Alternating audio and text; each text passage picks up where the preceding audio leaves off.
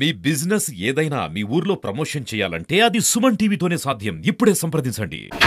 Hi hello నమస్తే welcome to Suman TV. నేను మీ ముద్దం విక్రమ్. ప్రస్తుతం మనం ఈ బైన్సలో ఉన్న లైబ్రరీ దగ్గర అయితే ఉన్నాము. ఇక్కడ చాలా మంది నిరుద్యోగులు ఇక్కడ ఎగ్జామ్ల కొరకు ప్రిపేర్ అవుతా ఉన్నారు. దాంట్లో ముఖ్యంగా మనం చూస్తే డిఎస్సి అభ్యర్థులు అయితే ఇక్కడ చాలా మంది వచ్చేసి ఇక్కడ ప్రిపేర్ అవుతా ఉన్నారు. అయితే ఈ మధ్య ఎక్కడ చూసినా అని కూడా డిఎస్సి పోస్ట్ పోన్ కావాలని చెప్పేసి ఇప్పుడు పేపర్లలో కానీ మిగతా మాధ్యమాల్లో కానీ చాలా వరకు వాళ్ళ డిమాండ్లు వినిపిస్తూ ఉన్నాయి. మొన్న ఈ మధ్య చూస్తే స్టూడెంట్ యూనియన్ లీడర్లు కూడా నిరాహార దీక్ష కూడా దిగినారు. ఎందుకనంటే డిఎస్సికి మినిమం ఒక 3 months పోస్ట్ పోన్ చేయాలని చెప్పేసి. వాళ్ళు అసలు డిఎస్సి అభ్యర్థుల బాధ ఏంటి, వాళ్ళ డిమాండ్లు ఏంటి, వాటి గురించి మనం ఒకసారి తెలుసుకునే ప్రయత్నం చేద్దాం పదండి.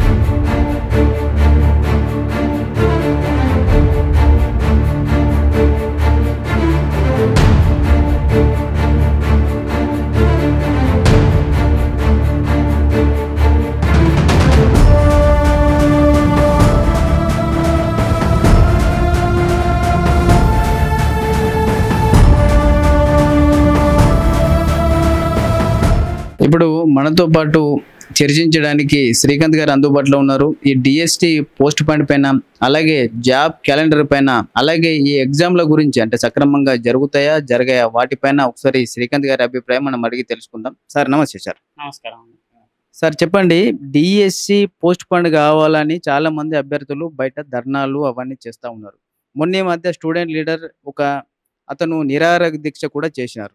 కాకపోతే డిఎస్సి పోస్ట్ పోన్ అయ్యే పరిస్థితి ఇప్పుడు లేనట్టేగానే కనిపిస్తున్నది. కానీ డిఎస్సి పోస్ట్ పోన్ చేయాలన్న డిమాండ్ ఎందుకు ఉంది? ఒకసారి దాని గురించి చెప్పండి. అంటే పోస్ట్‌పోన్డ్ అని మొన్న కొత్తగా టెట్ కండక్ట్ చేశారు సార్. అయితే ఆ టెట్‌లో చాలామంది క్వాలిఫై అయ్యారు. అంటే కొత్త వాళ్ళు ఒక 30-40% ఎక్కువ మంది క్వాలిఫై అయ్యారు. సో, వాళ్ళకు టైం లేదు, పోస్ట్‌పోన్ కావాలని వాళ్ళు అడుగుతున్నారు. అయితే కొందరు అంటే దాదాపు ఒక 60-70% అయితే పోస్ట్‌పోన్ కావాలని కోరుకుంటున్నారు.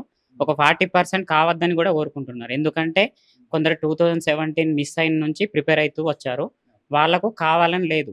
కానీ ఎక్కువ మంది కావాలని ఉంది కాబట్టి వాళ్ళ వాళ్ళ డిమాండ్ కూడా న్యాయపరమైన డిమాండే. దీని గురించి ప్రభుత్వం ఆలోచించాల్సి ఉంటుంది. ఎందుకంటే సిలబస్ ఎక్కువ ఉంది. ఇప్పుడు టెట్‌కు, డీఎస్‌కి సేమ్ సిలబస్ ఉండదు. టెట్, డీఎస్ చాలా డిఫరెన్స్ ఉంటది. సిలబస్ పుస్తకాలు కూడా ఎక్కువ చదవాలి. అంటే కంటెంట్ కూడా సిలబస్ కూడా ఎక్కువ యాడ్ అయితుంది కాబట్టి, కావాలని ఎక్కువ మంది ఉన్నారు కాబట్టి అంటే ఆ దిశగా ప్రభుత్వం ఆలోచిస్తే బాగుంటుంది. అంటే టెట్‌కు డిఎస్‌కి మధ్య మినిమం ఒక 3 months గ్యాప్ ఉండాలని చెప్పేసి కొందరు నిరుద్యోగులు బయట కోరుతా ఉన్నారు. వాటిపైన మీ అభిప్రాయం? అంటే అది రూల్ ప్రకారం ఉండాలి. అయితే ప్రభుత్వం ఇక్కడ అంటే తప్పు అనను గాని, ప్రభుత్వం ఏందంటే యాక్చువల్లీ డేట్స్ ఆఫ్టర్ టెట్ తర్వాత జూన్ 12 కట్లా అంటే టెట్ అయిపోయింది. టెట్ తర్వాత వెంటనే డీఎస్సీ డేట్స్ అవే కన్ఫర్మ్ అంటే జూలై 17 నుంచి కన్ఫర్మ్ అని ప్రకటిస్తే బాగుండేది. కానీ ప్రభుత్వం ఏం చేసింది వెబ్‌సైట్‌లో అంటే తాత్కాలిక తేదీలు అనేసరికి అభ్యర్థులు కూడా ఎలాగో అంటే ఒక మనకు డేట్ వస్తే ఏమైతదంటే ప్రిపేర్ కావాలి ఇదే డేట్స్ అని మనకు ఒక కన్ఫర్మేషన్ ఉంటది. కానీ అట్లా కాకుండా తాత్కాలిక తేదీలని ప్రభుత్వం ఇట్లా కొంచెం సాగదీసింది. సాగదీయడం వల్ల ఏమైందంటే ఇక్కడ అభ్యర్థులు కూడా పోస్ట్‌పోన్ కావచ్చు, ఇంకొంచెం టైం పెంచొచ్చని వాళ్ళు కూడా ప్రిపరేషన్ కొంచెం స్లో చేసిండ్రు. దానివల్ల ఇప్పుడు అభ్యర్థులు ఒక్కటేసారి ప్రభుత్వము డేట్స్ ప్రకటించేసరికి అభ్యర్థులు కూడా ఏమైందంటే ఇదే డేట్సా? ఇంత సిలబస్ ఇంకా చదవాల్సి ఉంది. అంటే ఇప్పుడు డేట్స్ మాకు ముందు ప్రకటిస్తే మేము ఎలా చదవాలో క్లారిటీ వస్తది. కానీ డేట్స్ ఒక్కటిసారి ప్రకటించేసరికి మేము అప్పటి వరకు అంటే స్లో చదివిన వాళ్ళం ఒక్కటిసారి స్పీడ్‌గా కావాలంటే టైం పడతది ఈ సిలబస్‌కి. అందుకే అభ్యర్థులు కొంచెం ఇంకో 40 days అట్లా టైం ఇస్తే బాగుండేదని అభ్యర్థులు అంటున్నారు. ఇప్పుడు ఇంతకుముందు నా గవర్నమెంట్ సంగతి చూస్తే అక్కడ చాలా సార్లు పేపర్ లీకేజ్, ముఖ్యంగా అన్ని పరీక్షలలో పేపర్ లీకేజ్ చాలా మట్టుకు క్యాన్సిల్ అయినాయి. మరీ ముఖ్యంగా చూస్తే గ్రూప్ 1 అయితే 2 times కూడా క్యాన్సిల్ అయింది. మొన్న ఈ మధ్య అయితే సక్రమంగా నిర్వహించారు. ఈ టైము ఎగ్జామ్‌ల నిర్వహణ ఎలా ఉండబోతుందని మీరు అనుకుంటున్నారు? ఎగ్జామ్‌ల నిర్వహణ అయితే అంటే కాంగ్రెస్ గవర్నమెంట్ మీద అయితే నాకు నమ్మకం. అంటే నేను మొన్న గ్రూప్ 1 రాసిన రీసెంట్‌గా. రాస్తే ఆ గ్రూప్ 1 ఎగ్జామ్ అయితే చాలా పకడ్బందీగా నిర్వహించిండ్రు. ఇప్పుడు మొన్న మేము టెట్ కూడా రాసినాం. టెట్ కూడా చాలా పకడ్బందీగానే నిర్వహించిండ్రు. సో, ఈ డీఎస్సీ కూడా పకడ్బందీగా నిర్వహిస్తారని మాకు నమ్మకం ఉన్నది. ఎందుకంటే ఆల్రెడీ కాంగ్రెస్ హయాంలో ఒక 2 ఎగ్జామ్‌లు అట్లా రాసినాము. సో, అవి బాగానే నిర్వహించిండ్రు. రిజల్ట్ కూడా బానే ఇచ్చిండ్రు. సో, మాకైతే నమ్మకం ఉంది. గవర్నమెంట్ అలానే నిర్వహించాలని మేము కోరుకుంటున్నాం. ఇప్పుడు రేవంత్ రెడ్డి గారి గవర్నమెంట్ ప్రతి సంవత్సరం జాబ్ క్యాలెండర్ రిలీజ్ చేస్తామని చెప్తా ఉంటారు. దానిపైన మీ అభిప్రాయం? జాబ్ క్యాలెండర్ రిలీజ్ చేస్తే 100% బెటరు. కానీ యూపీ అంటే జాబ్ క్యాలెండర్ అంటే ఓన్లీ ఏదో ఇచ్చినట్టుగా దానికొక డేట్స్, రిజల్ట్ అంటే ఎగ్జామ్ పెట్టినప్పటి నుంచి రిజల్ట్స్ డేట్ వరకు అన్నీ చేయాలి కాబట్టి దానికి కొంచెం సమయం పడుతుంది. కానీ జాబ్ క్యాలెండర్ రిలీజ్ చేస్తే బాగుంటది. అంటే చెప్పడం కాదు 2, 3 రోజుల్లో జాబ్ క్యాలెండర్ రిలీజ్ చేస్తామని కాదు. రిలీజ్ చేస్తే బాగుంటది. అది కూడా క్లారిటీగా రిలీజ్ చేయాలి. మళ్ళీ రిలీజ్ చేసినంక మళ్ళీ డేట్స్ అటు అవ్వడం, ఇటు అవ్వడం అలా చేయొద్దు అని మేము అనుకుంటున్నాం అభ్యర్థులు. ఇప్పుడు మొన్న ఈ మధ్య చూస్తే ఇప్పుడు రిజర్వేషన్ ఇంతకుముందు హారిజంటల్‌గా ఉండే. ఇప్పుడు వర్టికల్‌గా రిజర్వేషన్స్ తీయాలని చెప్పేసి మొన్న కోర్టు వారు చెప్పిండ్రు. గ్రూప్ 1 ప్రిలిమ్స్ కూడా అలానే తీసిండ్రు. అది ఎంతవరకు కరెక్ట్ అని మీరు అనుకుంటున్నారు? ఆ రిజర్వేషన్ అయితే అది 100% కరెక్ట్ అండి. ఎందుకంటే కొంచెం పురుష అభ్యర్థులకు అంటే వేరే రిజర్వేషన్ వల్ల కొంచెం పురుష అభ్యర్థులకు అంటే తక్కువ వాళ్ళకు జాబ్‌లో తక్కువ ఈ ఆపర్చునిటీస్ ఉండే. కానీ దీనివల్ల ఇప్పుడు ఇద్దరికి పురుషులకు గాని, మహిళలకు గాని ఇద్దరికీ సమాన న్యాయం జరుగుతుంది. దానివల్ల మన గ్రూప్ 4 గావచ్చు, గురుకుల గావచ్చు రీసెంట్ జరిగిన ఎగ్జామ్‌లో ఆ రిజల్ట్‌లో అందరికి సమన్యాయం జరిగింది. అందరికీ ఈక్వల్‌గా అంటే జాబ్‌లో ఈక్వల్‌గానే వచ్చినాయి. వాళ్ళకెంతొచ్చినాయి, వీళ్ళకెంతొచ్చినాయి అది న్యాయపరమైన వాళ్ళ నిర్ణయం. అది న్యాయపరమైన నిర్ణయం. అవును. ఇప్పుడు ప్రస్తుతం మనము బైంసలో ఉన్న గ్రంథాలయం వద్ద అయితే ఉన్నాము. ఇక్కడ చాలా మంది డిఎస్సి అభ్యర్థులు అదేగాక ఇతర ఎగ్జామ్స్ రాసే అభ్యర్థులు ఇక్కడ చాలా మంది ప్రిపేర్ అవుతా ఉన్నారు. వాళ్ళని అడిగి తెలుసుకుందాం ఈ డిఎస్సి పోస్ట్ పోన్ విషయం గురించి. అదే కాకుండా ఇక్కడ ఈ కాంగ్రెస్ గవర్నమెంట్ నిర్వహిస్తున్న ఎగ్జామ్ల గురించి, దాంతోపాటు ఇతర విషయాలు మనం ఒకసారి అడిగి తెలుసుకుందాం. సార్ చెప్పండి, డిఎస్సి పోస్ట్ పోన్ కావాలని ఎందుకు కోరుకుంటున్నారు సార్? దాని గురించి ఒకసారి చెప్పండి. సరే, యాక్చువల్లీ టెట్ పెట్టారు సార్. టెట్కు డిఎస్సికి మినిమం టైం ఇవ్వలేదు. దానివల్ల కొత్త అభ్యర్థులకు హెవీ సిలబస్ కాబట్టి చదవడానికి టైం సరిపోతలేదు. పాత వాళ్ళు ఓకే చదివేసారు, కానీ కొత్త వాళ్ళకి టైం లేకపోవడం వల్ల వాళ్ళకి టైం కావాలని పోస్ట్ పోన్ చేయాలని డిమాండ్ చేశారు. కాకపోతే గవర్నమెంట్ ఏమంటుందంటే నెక్స్ట్ మేము ఇంకొక డిఎస్సి చేసి మీకు కూడా మంచి అవకాశం ఇస్తామని చెప్తుంది. కాబట్టి గవర్నమెంట్ అందుకోసమే ఆ నిర్ణయాన్ని వెనక్కి తీసుకోవడం లేదు. అంటే ఇప్పుడు ఈ డిఎస్సి ఎగ్జామ్ అనేది ఇప్పుడు జరిగితే మంచిగా, పోస్ట్ పోన్ అవుతే మంచిదా? సరే, అంటే ఒక రకంగా జరిగినా కూడా పాత వాళ్ళు 2 years నుంచి చదువుకున్న వాళ్ళు వెళ్ళిపోతారు సార్. కొత్త వాళ్ళు మాకేం కాంపిటీషన్ గారు. మళ్ళీ కొత్త వాళ్ళకు నెక్స్ట్ కాంగ్రెస్ గవర్నమెంట్ ఇంకొక డిఎస్ చేస్తుంది కాబట్టి దాంట్లో వాళ్ళు వెళ్ళిపోయే ఛాన్స్ ఉంటుంది. అందుకోసమే ఇప్పుడు ప్రతిసారి లేట్ చేస్తే ఏమవుతుందంటే సార్, ఇంకా 3 months ఎక్స్టెండ్ చేసేసరికి ఇంకొక బ్యాచ్ వచ్చి మాకు టెట్ పెట్టండి అని కొత్తగా వచ్చిన బ్యాచ్ అడుగుతుంది. ఇట్లా ప్రతిసారి ఎక్స్టెండ్ అవుతుంది కాబట్టి గవర్నమెంట్ అందుకే వెనక్కి తగ్గడం లేదు. మళ్ళీ ఒకసారి ఇప్పుడు Congress government job calendar release చేస్తామని అంటున్నది. ఆ జాబ్ క్యాలెండర్ విషయమే మీ అభిప్రాయం ఏంటి?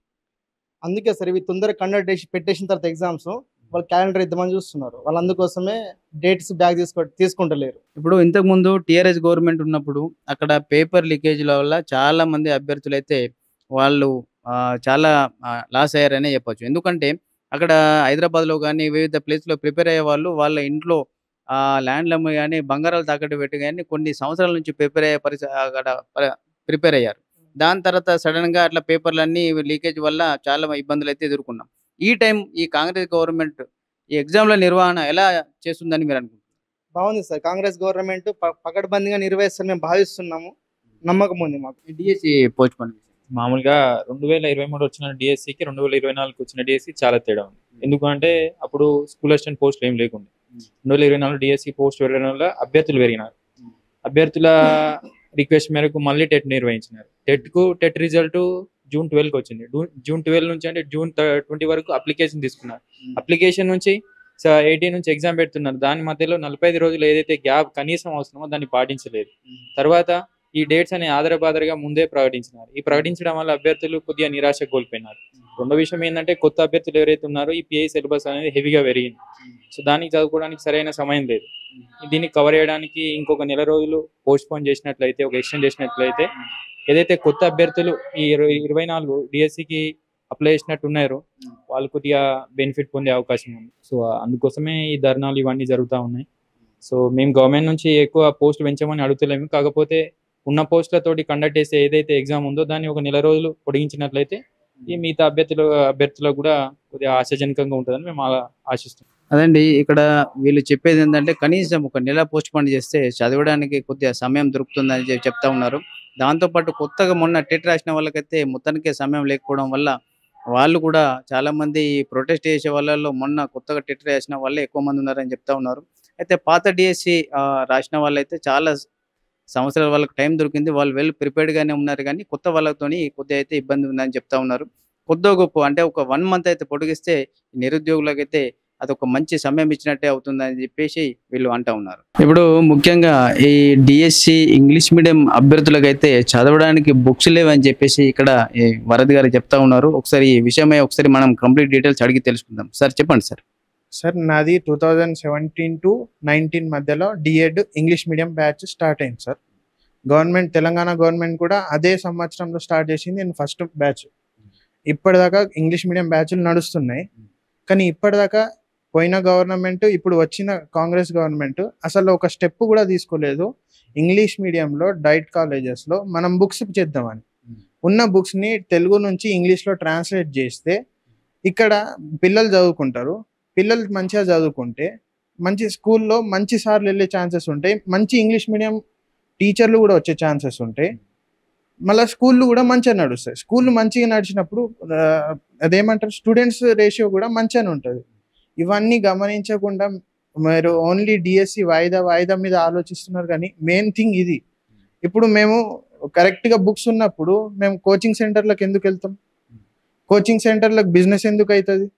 మీరు అదే ఆలోచిస్తున్నారు. కోచింగ్ సెంటర్లకు బిజినెస్ అవుతుంది అని ఆలోచిస్తున్నారు. కానీ మనం మంచి బుక్స్ ఇద్దాం, వీళ్ళు కోచింగ్ సెంటర్కి వెళ్ళరు, బిజినెస్ ఏం కాదు, మనకు కూడా టైం పెంచాల్సిన అవసరం ఉండదు ఫ్యూచర్ డిఎస్సి ఇచ్చినప్పుడు. అది ఆలోచించకుండా దీనికి ఒక పొలిటికల్గా ఒక షేడ్ ఇచ్చి ఇక్కడ నష్టపోయేదేమో స్టూడెంట్సే, గెయిన్ అయ్యేది 2 పొలిటికల్ పార్టీస్, ఇటు కాంగ్రెస్ అటేమో బీఆర్ఎస్. కానీ మీరు అది ఆలోచించాలని నేను అనుకుంటున్నాను. ఎందుకంటే ఇది వచ్చిన గవర్నమెంట్ మా వల్లనే. ఇది కూడా మేము తీయాలనుకుంటే ఎంతసేపు ఉండదు మాకు. సో మీరు కొంచెం ఆలోచించి చేయండి. అదండి, వరద్ గారు చాలా మంచి పాయింట్ రైజ్ చేశారు. ఎందుకంటే ఇంగ్లీష్ మీడియం డిఎస్సి అభ్యర్థులకైతే చదవడానికైతే ఇంగ్లీష్ మీడియంలో బుక్స్ లేవని చెప్తా ఉన్నారు. వీళ్ళు తెలుగు నుంచి ఇంగ్లీష్లో ట్రాన్స్లేట్ చేసి మరీ చదువుతూ ఉన్నారు. వాళ్ళు చాలా ఇబ్బందులు పడుతూ ఉన్నారు. గవర్నమెంట్ తప్పకుండా ఈ విషయమై ఒక దృష్టి సారించి వాళ్ళకి ఏదైనా ఒక మంచి బుక్స్ అందేటట్టు కానీ, లేకపోతే ట్రాన్స్లేట్ చేసిన బుక్స్ దొరికేటట్టు కానీ వాళ్ళు ప్రయత్నం చేయాలని చెప్పేసి మేము కోరుతా ఉన్నాం. సరే, ఇంకోటి, ఇప్పుడు మా దగ్గర సిలబస్ హ్యూజ్ ఉంది. సో సిలబస్ హ్యూజ్ ఉన్నప్పుడు ఒక్కొక్క సబ్జెక్ట్లో, ఫర్ ఎగ్జాంపుల్ పర్స్పెక్టివ్స్ ఇన్ ఎడ్యుకేషన్లో 5 సబ్జెక్ట్స్ కలిసి ఉన్నాయి సార్. అంటే 5-6 బుక్స్ కలిసి ఉన్నాయి. అంటే ఒక్క బుక్కి నేను ట్రాన్స్లేట్ చేయడానికి పోతే నాకు మినిమం 1 మంత్ పడుతుంది సార్. అంటే మేము అడిగేది జస్ట్ 3 మంత్సే. మరి గవర్నమెంట్ ఇదంతా ఆలోచించి అన్న మాకు అట్లీస్ట్ 3 మంత్స్ టైం అన్న పొడిగించాలి. మీరు ఎట్లాగో బుక్స్ అయితే ట్రాన్స్లేట్ చేయరు, మేము చేసి చదువుకుంటామంటే మీరు అది కూడా వినరు. సో మీరు ఒకసారి అది ఆలోచించాలని నేను అనుకుంటున్నాను. అదండి, వరద్ గారు చెప్పినట్టు గవర్నమెంట్ కొద్దిగా టైం ఇస్తే వాళ్ళకి చాలా హెల్ప్ఫుల్ అవుతా అని చెప్తా ఉన్నారు. ఎందుకంటే ఒక్కొక్క బుక్ వాళ్ళు ట్రాన్స్లేట్ చేసి చదవాలంటేనే నెలలు పడతా ఉన్నది. ఇంత షార్ట్ టైంలో ఈ డిఎస్సికి ప్రిపేర్ అయ్యి ఆ జాబ్ కుట్టడం అంటే చాలా కష్టం. కాబట్టి మినిమం ఒక 3 మంత్స్ సమయం ఇస్తే అందరికీ బాగుంటుందని చెప్పేసి చెప్తా ఉన్నారు.